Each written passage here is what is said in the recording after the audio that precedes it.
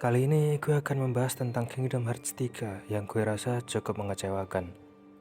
Dengan produksi yang memakan waktu sangat lama, tak lain karena manajemen Square Enix yang bobrok kala itu, dan pengalihan pekerja dari divisi Nomura untuk memperbaiki Final Fantasy XIV yang kacau. Mengalami perubahan engine dan menyerahkan pengerjaan KH3 pada tim Osaka juga menandakan kalau KH3 tidak akan berjalan mulus. Karena tim Osaka tidak memiliki pengalaman dalam mengerjakan seri berangka Kingdom Hearts. Karena game yang mereka kerjakan sejauh ini hanya seri spin-off seperti Birth by Sleep dan Dream Drop Distance. Dan KH3 jadi seri berangka yang pertama bagi mereka. Di lain sisi, tim Tokyo terus digempur kesibukan dengan pengerjaan Final Fantasy XV yang dilanjut dengan FF7 Remake, tanpa bisa menyentuh KH3 sama sekali. Dirilisnya seri spin-off selama rentang waktu yang panjang sejak KH2 juga tidak membuat keadaan KH3 jadi lebih baik. Hal yang cukup krusial adalah ditinggalkannya reaction comment dan klasik art style uniknya yang sudah menjadi ciri khas Kingdom Hearts. Dan juga dengan dihilangkannya karakter Final Fantasy di game ini. Final Fantasy sendiri sudah terlanjur memberi pengaruh kuat bagi Kingdom Hearts. Setiap karakter yang dihadirkannya jadi sangat penting dan sulit untuk diabaikan, karena sudah berperan besar dalam perkembangan cerita Kingdom Hearts, khususnya pada dua seri berangka sebelumnya. Dunia Disney yang lebih luas dan ramai juga rupanya tidak menjamin KH3 jadi menarik. Karena entah bagaimana, KH2 dengan format mengulang dunia hingga 2 kali terasa lebih bisa dinikmati. Beberapa mengatakan itu disebabkan karena kurangnya pengaruh dunia di KH3 bagi keseluruhan cerita. Kita juga tidak mendapat gambaran seperti cerita ini mau mengarah kemana. KH3 juga tidak memiliki bab pertengahan seperti pertempuran Hollow Bastion di KH2 yang sampai melibatkan banyak karakter Final Fantasy dan memiliki momen ikonik melawan 1000 Heartless. Twilight Town yang sepertinya jadi bab pertengahan aja ternyata di luar ekspektasi. Dari mapnya yang tidak terlalu luas dan cerita singkat yang kurang berdampak apa-apa.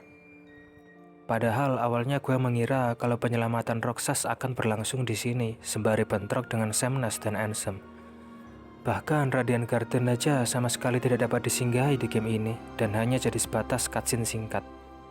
Dark World yang seharusnya bisa jadi kesempatan untuk Riko Dharmeki Unjugiki pada akhirnya hanya jadi dunia singkat yang didesain untuk pertempuran dengan lingkup kecil dan panggung untuk Sora yang datang membantu menyelamatkan Aqua. Dua Keyblade Master loh ini, masa iya harus dibantu Sora yang pengguna Keyblade biasa tanpa gelar apa-apa? Kalau gini, mending dari awal aja jadiin Sora Keyblade Master. Karakter Sora di sini juga terkesan sangat konyol, bahkan dibanding Sora di dua seri angka sebelumnya. Sora di sini digambarkan sangat pesimis dan mengaku tidak bisa apa-apa tanpa teman-temannya. Padahal dia sanggup menghadapi Ansem sendiri untuk membebaskan Donald dan Goofy, sanggup mengalahkan Xemnas saat Sora dijebak dalam pertempuran 1 lawan 1. Bahkan masih sanggup melanjutkan ronde 2 melawan Xemnas walaupun hanya bersama dengan Riku. Namun di sini Sora sudah menyerah padahal masih ada Riku di sisinya. Bahkan menurut gue, Sora di Chain of Memories dan KH2 terlihat jauh lebih dewasa daripada di KH3 ini. Cerita di bab akhir ini juga terlalu Sora sentris. Porsi cerita yang seharusnya bisa digunakan untuk karakter lain bersinar, lagi-lagi malah diberikan ke Sora yang selalu datang ke setiap panggung pertempuran untuk menyelesaikan masalah.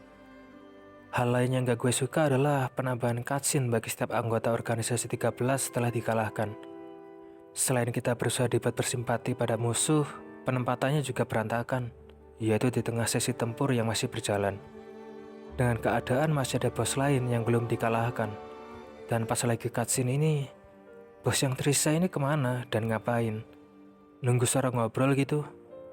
Dan karakter yang udah ditolong Sora kenapa nggak ikut ngebantu buat lawan musuh yang tersisa? Harus nunggu banget Sora kewalahan lawan Xehanort sampai ngorbanin Kairi baru pada dateng. Kekuatan pembangun yang dicari Sora sepanjang game juga ternyata sudah ada pada dirinya sejak awal, dan membuat perjalanan jadi terasa sia-sia.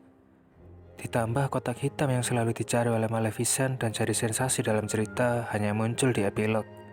Meski pada akhirnya informasi soal kotak hitam sampai ke Sora dan kawan-kawan, namun mereka tidak mencari tahunya lebih jauh terlepas dari peran penting mereka sebagai tokoh utama.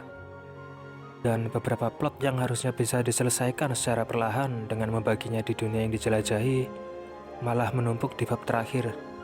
Penyelamatan Aqua dan Ventus saja seharusnya bisa ditempatkan jadi transisi di antara penjelajahan dunia. Kembalinya Roxas, Sion, dan Terra juga terjadi di bab yang sama, dan membuat cerita jadi terlalu padat. Salah satu kelemahan dari KH3 ini juga tidak lain karena menanggung beban dari seri spin-off-nya yang panjang dan membuat ceritanya bergantung pada plot yang belum terselesaikan.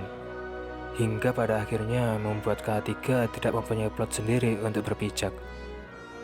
Pada akhirnya, Kingdom Hearts 3 yang seharusnya jadi seri angka dengan penutupan yang baik dan memuaskan, malah jadi seperti seri spin-off dengan ending yang dibuat menggantung dan sengaja meninggalkan pintu terbuka untuk plot baru yang akan datang ke depannya.